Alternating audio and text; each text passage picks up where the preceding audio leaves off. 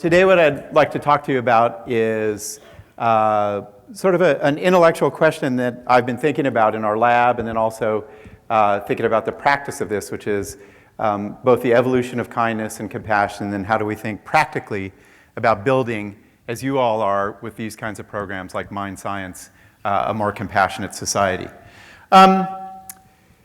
Jonathan Glover is this incredible historian, and I'd highly recommend the book Humanity for those of you to read. And what Glover does is he surveys firsthand accounts of people's experiences during combat. And what he documents in the battles of the 20th century is something really striking, which is called sympathy breakthroughs. And in sympathy breakthroughs, what happens is with sort of surprising regularity, when people are on the battlefield and they encounter their adversaries and their lives are on the line, they can't pull the trigger. And they often collapse in a state of sympathy, and it sort of short circuits their fight or flight tendencies. Very often it's when you see the eyes and you sense the skin and you hear the voice of your enemies. It literally short circuits your tendencies towards violence. There are famous examples in history of sympathy breakthroughs.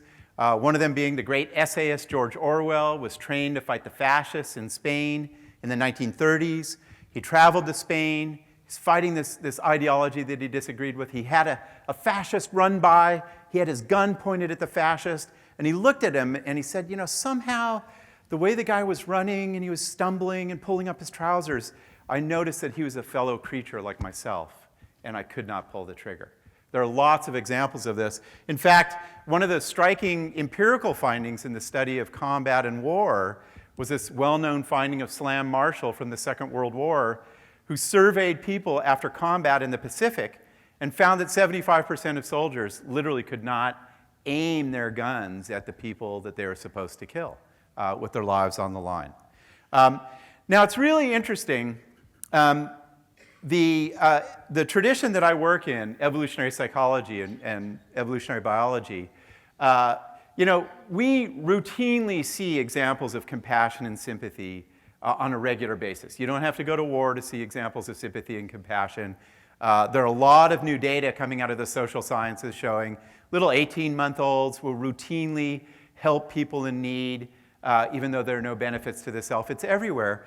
But the question of why are we altruistic and why do we have compassion and why might it be part of our nervous system has long confounded and puzzled people who have thought about the evolution of human nature.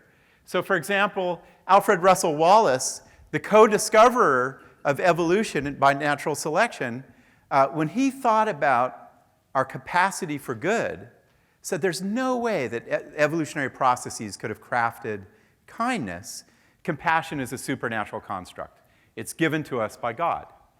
Thomas Huxley, who is a popularizer of Charles Darwin, came from a famous intellectual family in England, kind of reached a similar conclusion, which is he said, you know, after evolution is about the survival of kind of the most violent and competitive and self-serving, there's no way that human kindness would be the product of evolution. It has to be a cultural construction. It's sort of the social contract, the Leviathan, what have you. It's an agreement that we reach to be good to each other. It's not part of our human nature. Now, one of the really exciting encounters that I had as I wrote Born to Be Good is to read the writings of Charles Darwin. And it's really surprising that Darwin had a much different view of the evolution of compassion in human species. Darwin was a devoted father of 10. Was a devoted husband, grappled with the implications of evolutionary thought with his wife Emma. And a very telltale event in Darwin's life was that his beloved daughter Annie contracted what looks like tuberculosis, and Emma, Darwin's wife, was too grief-struck to sort of watch her pass away. And so Darwin took on the duties of watching his beloved daughter, who helped him edit his papers, kind of leave this earth and die. And through that encounter of suffering, Adam Gopnik argues, arrived at a much different view of human evolution, really one that prioritizes sympathy and compassion as one of our strongest instincts. So here's Charles Darwin writing from The Descent of Man in 1871. Sympathy will have increased through natural selection for those communities which include the greatest number of sympathetic members will flourish and raise the greatest number of offspring. It's such a sound, straightforward idea, which is that to the extent that we become a compassionate San Antonio, that we build in principles of sympathy and compassion to neighborhoods or to schools or to universities or what have you, those systems will fare better almost on any metric, including evolutionary indices you might be interested in. Now, it's interesting. Psychological science and debates about altruism, as Helena Cronin has nicely argued, kind of lost sight of just this very flat-footed reasoning of Charles Darwin that groups and individuals fare better when we cultivate compassion. And that really has started to change in the past 15 or 20 years. And it has to do with a kind of a fundamental insight into one of the big events in our hominid evolution for the 7 or 8 million years since we broke off from our primate relatives. And it has to do with this photograph right here. These are our hominid predecessors. On the left is the bonobo. How many of you have heard of bonobos?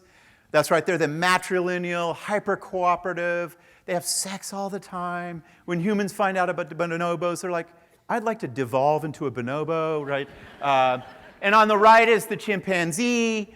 And if I were to quickly ask you that what are they doing that's unusual compared to human infants, you'd probably say things like, well, they're feeding themselves. The average human around the world takes 4 years of breastfeeding. They're sitting by themselves in space. They're able to kind of navigate the physical environment.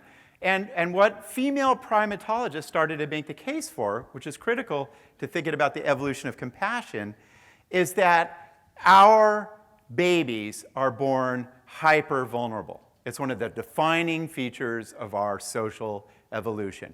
We develop big brains. As we walked upright on the savannah, our pelvis is narrowed. We came out prematurely.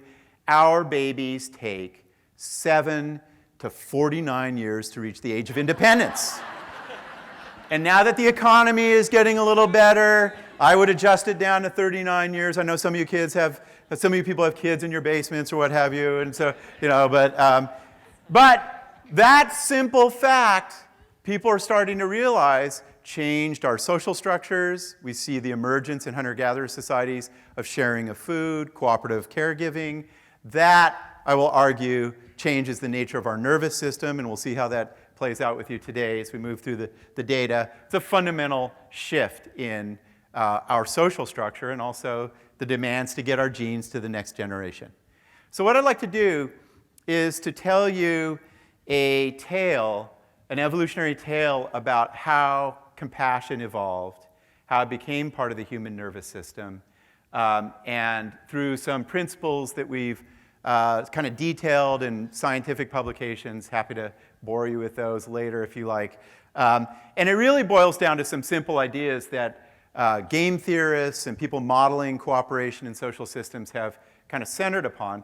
One is, if compassion is part of our evolutionary heritage, there should be a reliable signal to it. Because there are a lot of social benefits to being able to find people who are cooperative and compassionate. So there should be some sort of telltale Darwinian signal of compassion.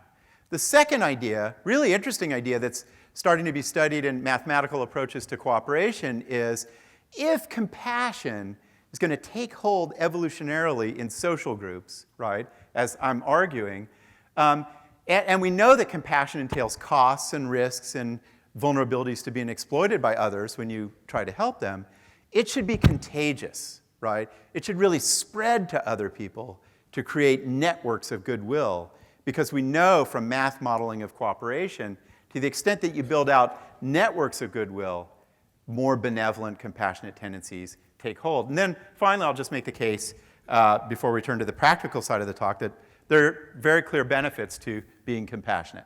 So first stop in our scientific story about the evolution of compassion is this idea that compassion, like a lot of the emotions that are part of the mammalian nervous system, should have a reliable expression, should have a reliable facial pattern of muscle movements, the kind that Paul Ekman has studied, should have a reliable signature that other people can pick up and know to cooperate with them.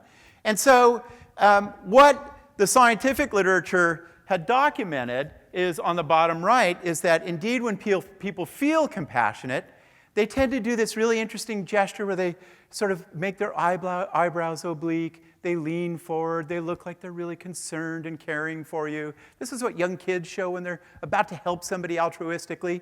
And as a student of facial expression, I got really excited because I thought, wow, maybe that strange oblique shape to the eyebrows is this universal signal of kindness that we can then start to chart in its evolutionary history. So I took photographs like the one that you saw. I went to different parts of the world, like the Philippines and Japan, gathered data, had people interpret those photos. And when they looked at the photos, I was like, well, what emotion do you see? They'd say, I don't know, she looks kind of confused. I think she's a little constipated, you know. And it was actually kind of a scientific failure. Compassion isn't registered in the human face like a lot of the other emotions are. And so that led us to study, and there's mounting science, which is the human voice and the rich ways in which we might communicate compassion with the human voice. Now, our vocal apparatus is a wonder of evolutionary process. It has been elongated as we started to walk upright. We developed this incredibly sophisticated tongue. And what happens is when your lungs squeeze from signals from the brain, there are bursts of air that go up through your vocal cords that you can see right there. Those start to vibrate. That sound, the patterns of sound then move through your mouth, and depending on your jaw and your tongue and your teeth and all these complicated factors, out comes sound. It is an incredibly sophisticated process.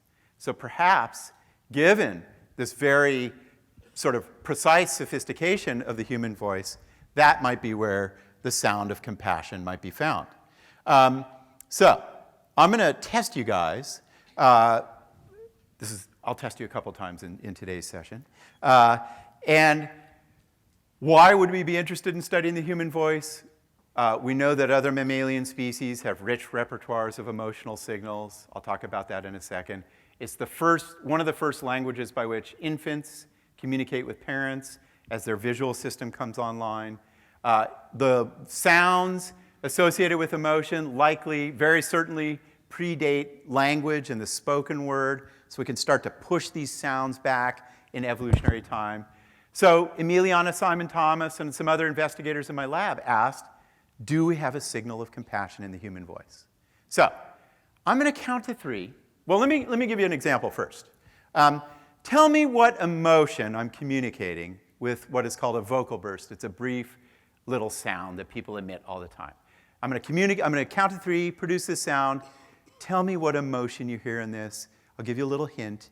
I often hear this from my teenage daughters. That'll provide a little clue. 1, 2, 3. What emotion is that? Disgust, contempt. Like, do you ever get your hair cut? You look like the 1970s, right? Very rich, right? Has this immediate power to it. All right, now I'm going to test you guys. I'm going to count to 3, and I want you to produce your best sound of sympathy or compassion. 1, 2, 3. Got goosebumps. That was amazing. I have to tell you, this is the absolute truth. I recently gave a talk at Goldman Sachs. I don't know why I was there. I was like, 1, 2, 3. They're like, define compassion. I don't know what you're talking about. This is not a joke. I was then in San Quentin prison teaching to people who were in prison for life. 1, 2, 3. I heard pitch perfect compassion. That tells you something about our society right there.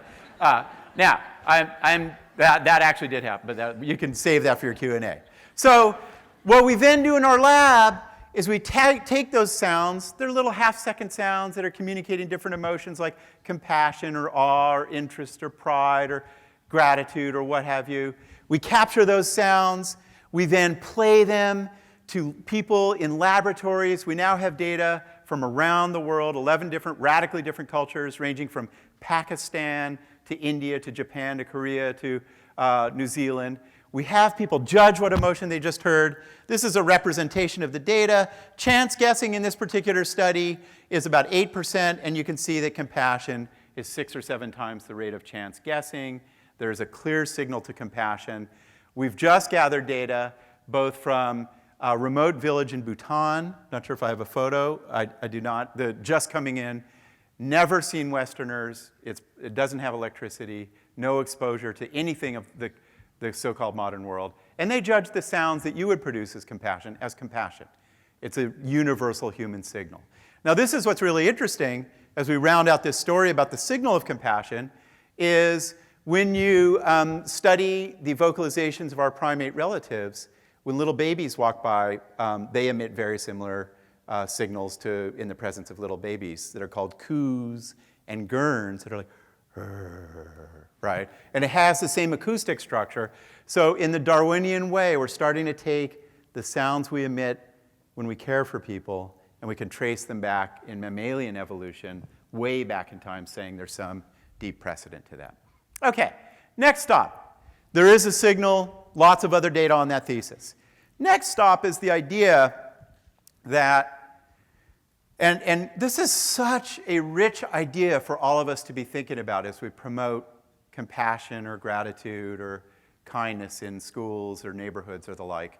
It's something that people have been grappling with, and the idea is this, which is that a lot of our kinder, benevolent tendencies like altruism, cooperation, sharing, voluntarism, compassion, risk being exploited if you direct them to people who don't feel the same way as you, right? And if you share resources with somebody and they don't share back, that is not a wise strategy in evolutionary terms or psychological terms. And so one of the solutions to that risk of exploitation in current thinking is if our pro-social tendencies are more contagious. So if I'm feeling really cooperative and it spreads to my social network, triggering cooperation in other people, my cooperation is more likely to be met with other people being kind and cooperative to me. And you've probably had that experience intuitively, which is when I'm feeling kind, other people around me seem to be, their settings towards cooperation seem to be more pronounced. They seem to be more generous. Well, it turns out there's a ton of data that speak to, or that lend credence to this thesis that kindness and compassion are hyper-contagious, hyper-viral, okay? So we know, for example, babies cry at other babies' cries of distress, but not their own. They're kind of signaling, wow, someone's hurt here, right? We know from work by Simone Schnall that if I see somebody else being altruistic, right? We've all had this lump in the throat experience. I see a stranger be altruistic, I literally am moved to acts of altruism in other parts of the world, right? Just the simple observation of human goodness triggers goodness in strangers. There's incredibly interesting new work by Nicholas Christakis and James Fowler, who have done a lot of the really important work on our kind of social networks and our hyperconnectivity, showing that if I am generous with resource and I give some resource to Miriam, then in her next interaction, she is 19% more generous, and I'm not there. Then that person who goes on to another interaction is 7% more generous, and she's not even there. So we get these ripple effects of generosity, such that there are really funny studies showing if you are in an organization and you move to a part of that organization where everybody gives to charity, you start giving a lot to charity as well, right? We are very viral when it comes to compassion and kindness. So I always look at things from kind of the expressive perspective or sort of thinking about how does this really happen in face-to-face interactions. So I got interested in a very old modality of communication by which we spread human kindness to other people, which is through touch, through the tactile modality. Once again, it is a wonder of kind of the architecture of the human nervous system, shaped by evolution, just to look at these two drawings. The human hand is this incredibly sophisticated 5-digit wonder, much more complicated than chimpanzees' hands. We can use it to gesture, to communicate, to fix tools, to prepare food, and to touch other people, right? The skin is the largest organ of your body. It has hundreds of millions of cells that are processing social information, right? The skin is your first sensory system that is taking in information about the world when you're a baby. It's processing all this information, sending it up into your brain, which then has big parts of the cortex that help you interpret what just happened. It's a tremendous platform for social communication. So we got interested in this question: can we spread kindness through simple touch, through tactile contact with strangers, right? There's an incredible neuroscientific literature on how the right kind of touch activates oxytocin and the vagus nerve, which I'll talk about in a second, and also calms stress-related regions of your brain. This is Michael Meany and Darlene Francis, a very interesting neuroscientific platform for the thesis I'm about to sort of explore with you. But we are interested in the question, can I spread and convey compassion and other pro-social emotions just by touching strangers on the forearm? So we did this crazy study that we get to do at Berkeley. It's the kind of thing you pull off at Berkeley. Our first version of this study, it's always good to tell students in the room about the failures. Our first version of this study was a person came to the lab, we blindfolded the person, they sat there in the dark. Another person came to the lab, we gave them a list of emotions, and we said, go touch that guy over there and communicate all these emotions, right? It was like anger, the guy was like, whoa, this is weird. Unethical. Some people would pay money for that to happen, but that's a whole other story. So what we did is we built this giant barrier in our room, in our lab, and one person came to the lab, they stuck their arm through the barrier. We're like, okay, just hold it right there. Another person walked in and we handed them a list of emotions and we said, you see that forearm over there? We want you to touch that forearm and try to communicate anger or disgust or gratitude or compassion. So you just get the touch, you just sort of figure out you make a guess what just happened, and we ascertain whether we can convey compassion and other pro-social emotions through simple touch. You can see, again, chance guessing in this study. We had 12 emotions they were trying to communicate. You guess what emotion just happened. 1 out of 12 chance is 8.5%. And what you can see in the blue bars is we're about 5 to 6 or 7 times as accurate as compared to chance in communicating compassion and gratitude and love and other pro-social emotions to the forearm, just with quick little 1-second touches. Now, I'm obliged to tell you about a couple of gender differences. We had all gender combinations, men touching men and women touching women and men. What we found is when the woman tried to communicate anger to the man, he got nothing right. She had no idea what she was doing.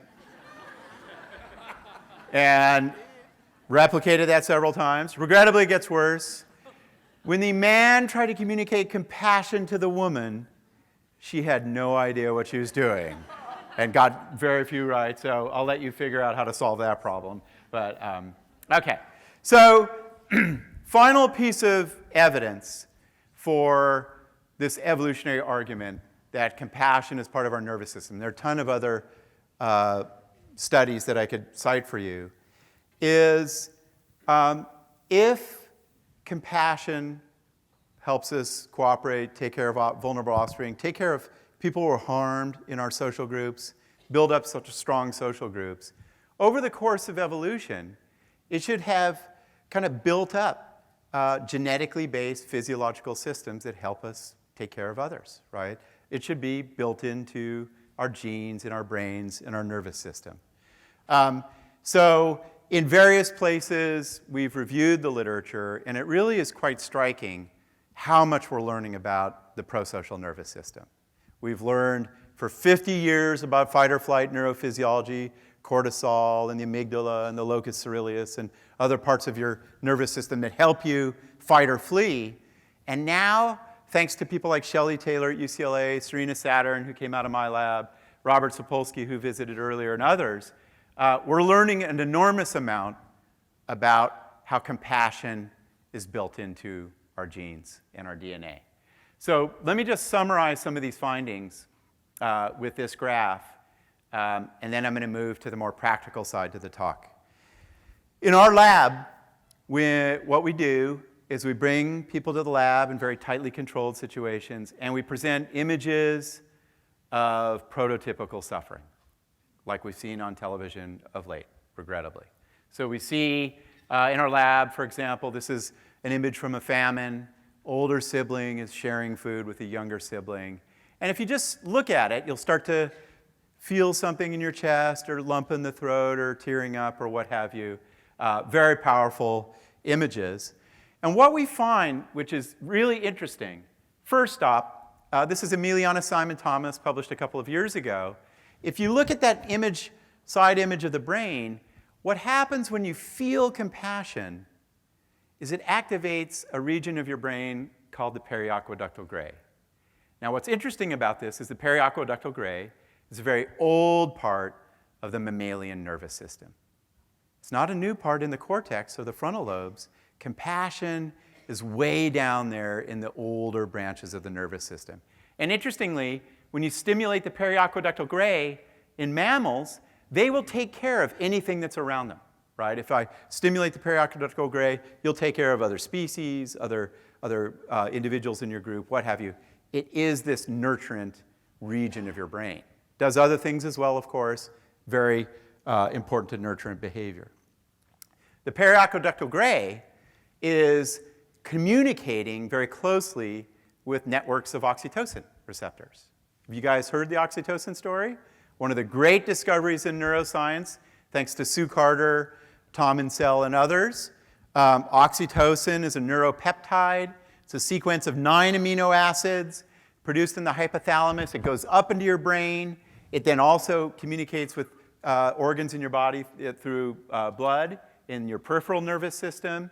And oxytocin is this incredible chemical that, is involved in uterine contractions during childbirth, milk letdown, when the mom looks at the new baby and the baby's got a head that's misshapen by the birth canal and covered in schmutz. Mom's like, that's the most beautiful thing I've ever seen. Oxytocin tricking her once again. There are great studies showing, when two heterosexual partners kiss, the man gets this big rush of oxytocin, and the thinking is, maybe his kissing wasn't as good, and that's why the woman didn't get the rush, or whatever it is, or keeps him in the game. In this particular, economists have gotten really excited about this, of course. Wow, there's a chemical that makes you give things away. I'm going to exploit this, right? So I'm kidding. So in this study, it's a trust game where you give some money to a stranger, and on the left-hand bar, if I take a little whiff of oxytocin, half of the people give away all their money. Unprecedented levels of generosity just from this little chemical, right? Wow, here you go, man, you're my brother. Compared to our control condition. And I know you're wondering a couple things. Where do I get this stuff and give it to my husband? And indeed, I just learned from enterprising Berkeley undergrads, there's an aerosol spray you can buy in England of oxytocin. I'm not kidding. B, there's now a perfume that women can wear where they spray on a little oxytocin. They walk by the young man. He's like, well, I wasn't planning to propose to you, but now's not. We're 18. What the heck, right? So anyway, what's striking is this region of the brain that's part of the prosocial nervous system is communicating with oxytocin receptors, which that support a lot of behaviors like cooperation, sharing resources, caring of others, trust, building up trust that are involved in compassion. And then finally, I'm slightly obsessed with this, but the final part of the prosocial nervous system story is something that a lot of labs have started to work on, which is called the vagus nerve. How many of you have heard of the vagus nerve? That's incredible. Someone's doing some good teaching here. You guys are a very informed audience. That's amazing. So it really begins with Steve Porges. And Porges was arguing a long time ago that a very important part of mammalian behavior is to take care of vulnerable beings. It's a defining characteristic of mammals. And what Porges argued for 25 years is that we actually have this bundle of nerves called the vagus nerve, which is in yellow.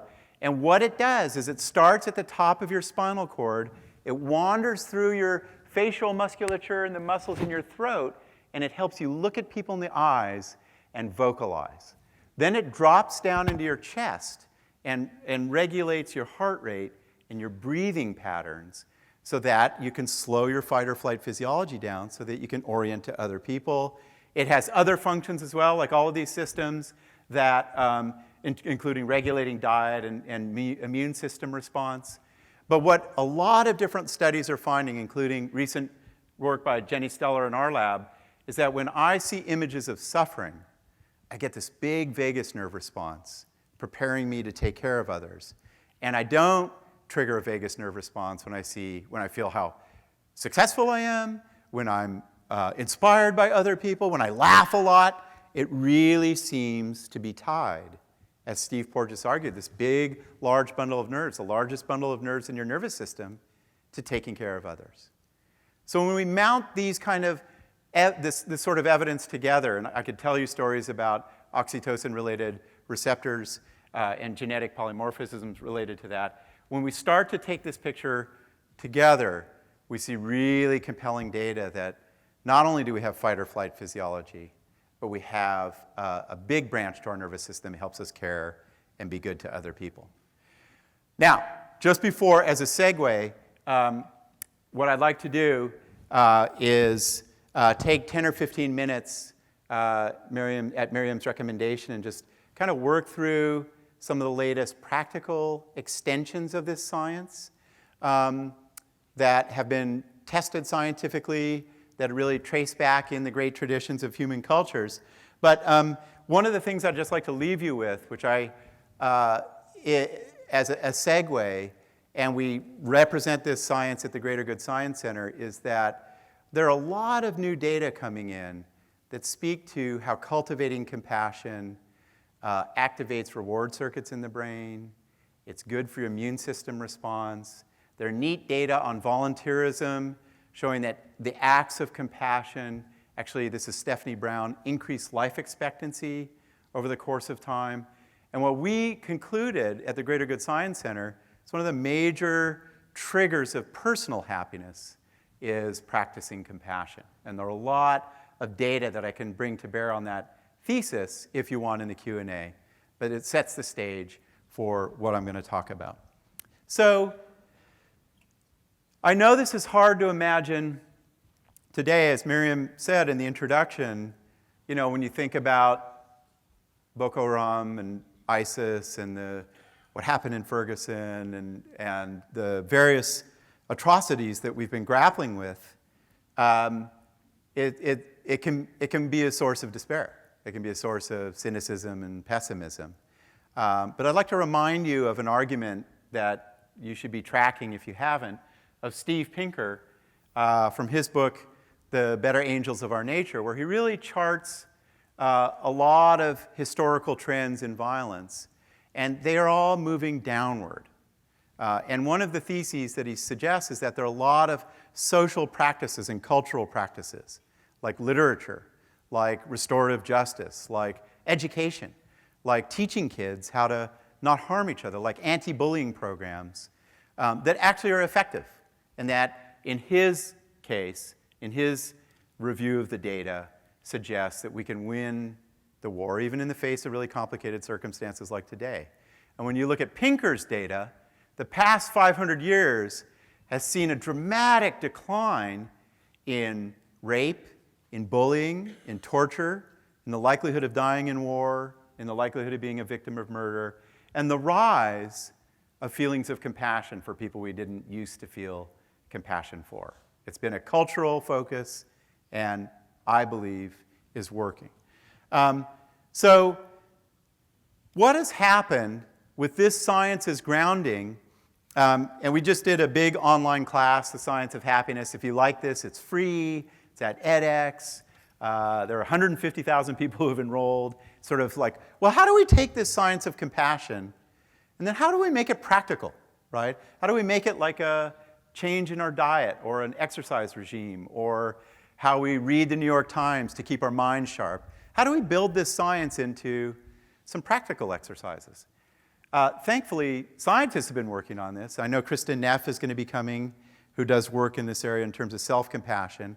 But there are a lot of really simple, straightforward practices that you can engage in that really are scientifically tested, that bring into your experience the benefits of compassion that I've tried to detail for you.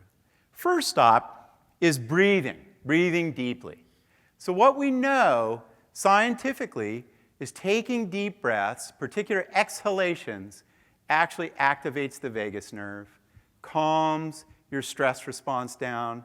There are empirical studies that bring people who are suffering from anxiety disorders, you have them breathe for 20 minutes and you drop below clinical levels of anxiety, right? All of the great traditions, the contemplative traditions, yoga, meditation, prayer, start with focusing on your breath, getting that deep breathing going. Now we know scientifically it actually activates the vagus nerve, really a pathway to health and compassion. Steve Porges, just saw him present a couple of weeks ago, he's now making the argument that a lot of the behaviors we engage in when we honor what's sacred, like bowing and getting down like this, actually are also behaviors, physical muscle movements that activate the vagus nerve. So, what I would like you guys to do, we'll just do this 6 times, is do a quick breathing exercise. And all you do, you guys know this better than me, when you breathe in, you expand your chest out. And when you breathe out, the key that activates the vagus nerve, you pull your abdominal muscles in. And a very simple thing to do every day for a couple of minutes is breathe in and count to 6, breathe out, count to 6. Alan Wallace recommends you do it 21 times, whatever you can fit into your day. Let's just try it a few times. Breathe in, expand your chest.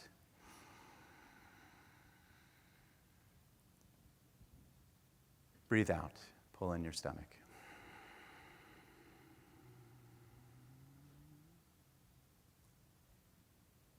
Breathe in, expand your chest.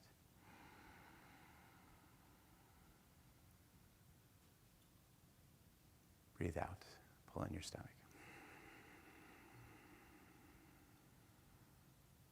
One more. Breathe in.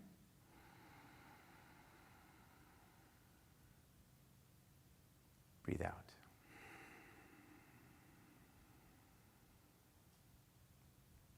How'd they make you guys feel? What do you notice? Relaxed. What else? What's that? Soft eyes.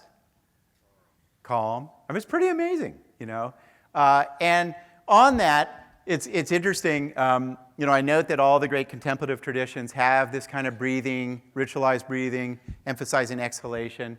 One of the original etymologies of the word nirvana, kind of that blissful state in Eastern traditions, is actually to blow out, to breathe out. And one likely meaning of that is you blow out the flame of the candle of desire, you sort of quiet your self-interested desires. But I think a very plausible candidate interpretation is it's also just about the breathing practices that have been around for 2,500 years. All right, next stop is to practice compassion. I love this quote by His Holiness the Dalai Lama. If you want others to be happy, practice compassion. If you want to be happy, practice compassion. I like how it really starts with thinking about other people's well-being, and then compassion being the pathway to happiness. He's a great practitioner of compassion and happiness. Of course, you guys know this. Karen Armstrong, the great religious historian, has brought this into focus. I'd highly recommend you all read Karen Armstrong, The Great Transformation. Her thesis is that compassion is the central idea of all the great religious, spiritual, contemplative traditions. In her book, The Great Transformation, she nicely details this. Here's one example is the Confucius principle of Zen, which is really about bringing out the goodness of other people.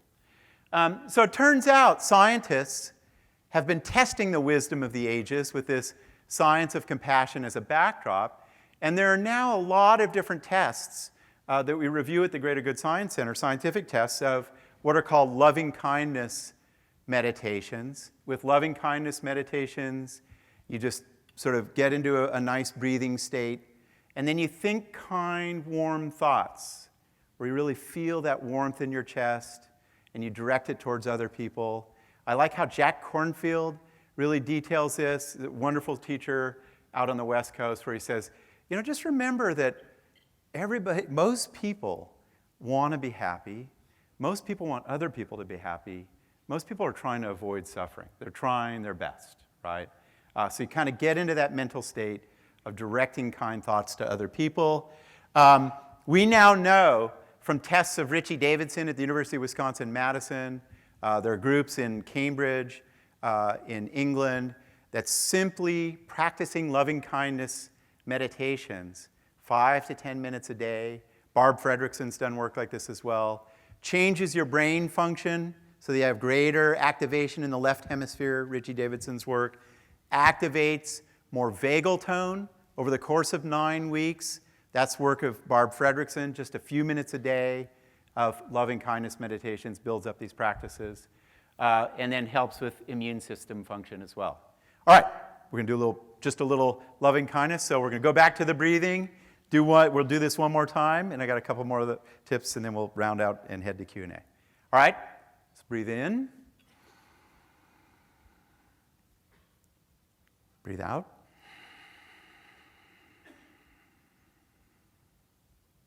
One more, breathe in.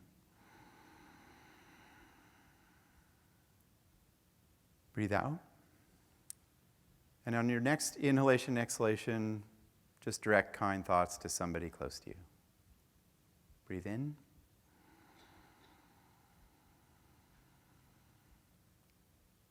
Breathe out.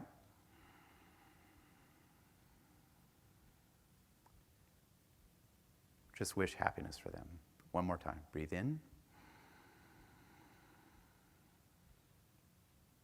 Breathe out.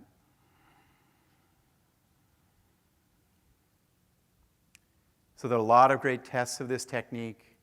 Obviously, you can explore on your own. Meng at Google, who has a book out, Search Inside Yourself, is convinced and has done a little bit of research that just doing this for a couple of people each day, 1 or 2 minutes in our busy lives, can produce some of these benefits that I'm talking about. A lot of benefits to loving-kindness practices. Let me just talk about 2 final practices and then close up our discussion. But we won't have time for examples, but I just want to give you a feel for where this field is going. There is a lot of work on gratitude that I heard in talking with you before this evening. Some of you are doing gratitude practices in healthcare settings or educational settings. I really would consult Robert Emmons' work at UC Davis called Thanks. We have a whole gratitude initiative at UC Berkeley.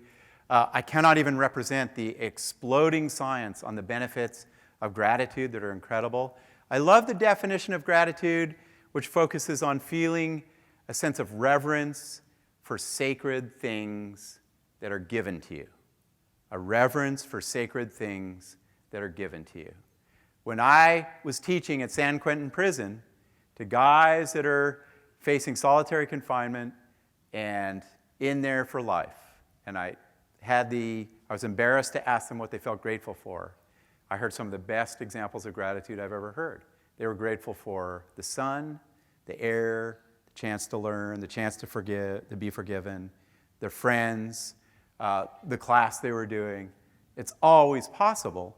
There are studies now, and it's kind of zeroing in on a couple of different practices. One is to write a letter of gratitude to someone who's really helped you. And if you have written that letter or been the recipient of the letter, you know how powerful that is. The other are these gratitude diaries that people are now keeping, started with Mike McCullough and Robert Emmons in 2003. who started keeping these gratitude diaries. Just write for one time a day a few things that you're grateful for, one thing you're grateful for. They were finding happiness benefits 3 or 4 weeks later, health benefits 3 or 4 weeks later. There's recent work coming out of Harvard showing if you take people who are very vulnerable to major cardiovascular problems, and I know we have a heart surgeon in the room, and they practice a little bit of gratitude, the likelihood of a subsequent trauma drops precipitously just by practicing gratitude. Lots of good stuff to do. Finally, let me make a pitch for the great outdoors and all of its incredible varieties. And I just want to tell you a little bit of science that we're doing and then close up. One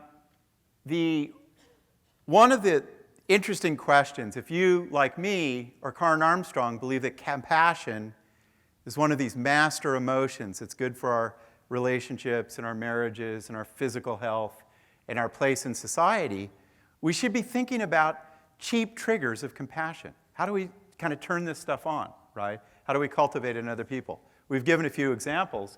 Well, one of the really deep insights that came out of, in some ways, American culture is that nature is a very powerful trigger of compassion. This is Ralph Waldo Emerson writing about his experiences in nature, the great transcendentalist. In the woods, we can return to reason and faith. I feel that nothing can befall me in life, no disgrace, no calamity, which nature cannot repair.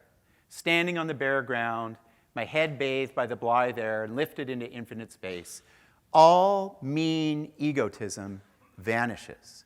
And in this essay, what Emerson writes about is that our experiences with trees and hills and sun and ocean and mountains and the like kind of shifts us to a more pro-social orientation. Really interesting to think about how that works. So in our lab, here's what we do at UC Berkeley to try to test Emerson out in the lab. At UC Berkeley, we're very proud. I didn't know this, but we have this. Anybody been to the Berkeley campus? Okay. We have this stand of eucalyptus trees by our genetics building that is the tallest stand of eucalyptus trees in North America. And I've always loved them. I go there and take in the delights. The Berkeley High students are doing whatever they do, but I love the trees. Okay. And so we took students and we had them sort of stand and look up into the trees for 1 minute. And in the control condition, they stood in the same exact spot. We moved them this way, and they looked up at this science building. And there it is. And we found that out in nature, looking up and smelling these eucalyptus trees, they felt more awe and a sense of wonder. And then what happened is a little accident. Somebody walked by our participant, and they spilled a bunch of pens in the dirt. Oh, my God. And here's what we find. If you're out in the trees, you don't feel as self-important. You don't feel psychologically entitled. You don't need as much money to kind of do the study. They take less money, which is a principle of academic life, I've now realized. It's so awesome, I don't need any raises, right? And in fact, out in the trees, they actually were more altruistic and more compassionate. They helped the person out more. We have subsequently taken this set of findings, and we're partnering with the Sierra Club to study inner city kids and veterans coming back from the wars, and what happens to their nervous systems when they get out in nature and have these compassion-inducing experiences of wonder and awe. And our very preliminary findings, it's really quite remarkable with inner city kids. A lot of them had never seen a dark sky at night growing up in Oakland, is they feel more wonder, they're more curious at school, they are, this is a home run finding, a week later they're getting along better with their parents, and this marker of inflammation called cytokine is actually dropped, so their physical systems are doing a lot better through that. Finally, and again, just thinking about the practice of compassion, breathing, thinking kind thoughts, a little bit of time out in the woods, searching for beauty, practicing gratitude. Again, a slight obsession of mine is really cultivate more compassionate touch. It's been so exciting to be part of this touch science, which is really growing, because I'm hearing about massage therapists and people using touch in criminal justice system, where it wasn't allowed before, touch in clinical settings and academic settings and the like. We know touch has these incredible powers of activating reward circuits in the brain, building trust, signaling safety, soothing physical stress. There are now 70 or 80 studies reviewed by Tiffany Field showing that the right kind of touch therapy in hospital settings has all kinds of benefits for patients. Primates do a lot of tactile contact, as you know. They're chimps grooming each other. That's a little prosimian called a slow loris, which evolved one finger that it only uses to touch other slow lorises, right? That's how powerful touch is as the fabric of the communities of slow lorises. It's called a slow loris. I've taught about the slow loris to 10,000 people. Only 2 people have known what that is. One was this little guy in 7th grade. He was a 7th grade kid in a summer science camp that I taught. I was like, what is that? And he's like, that's a slow loris. And I'm like, you're hired. You're in my lab. So, and another was a guy from Indonesia, and they're in Indonesia, and they call them slow lorises because they walk really slowly, and they have this interesting experience with time. All right, so enough of that. Final finding. Can touch through compassion be a fabric of strong communities, as I'm making the case? So we did this crazy study where we asked whether, it's very fitting in light of tonight's championship game, and the San Antonio Spurs, one of the great basketball teams of all time. And you will see a little bit of evidence of that. So my graduate student and I, knowing what we know about touch and the spread of gratitude and compassion and cooperation, and the fact that we both were pickup basketball players for 25 years, he was better than I was, we decided to see if a lot of pro-social touch would make NBA teams better on the hardwood. So here's what we did. We coded one game of every team at the start of the 2008-2009 NBA basketball season. And on average, basketball teams touched each other 1 minute and 48 seconds during the game. And here's what they do. They high five. They high five. They fist bump. They arm embrace. They bear hug. I discovered if you really approve of somebody on the basketball court, you kind of wrap them in the head, as that ever-intelligent Tim Duncan does. They arm embrace. They chest bump. They flying hip bump. And then if everything is going incredibly well, they flying chest bump. I've been trying this at my faculty meetings, not going so well. So, and what we found is the more that the team touched each other in this fashion at the start of the season, there are a lot of sophisticated basketball statistics. At the end of the season, they were helping out on defense more. They were doing more assists. They were playing San Antonio Spurs ball, right? Setting picks, good passes, the extra pass, more efficient on offense, helping out on defense, tipping it away. All these subtle things that are about strong team were actually predicted by how much touch occurred at the start of the season.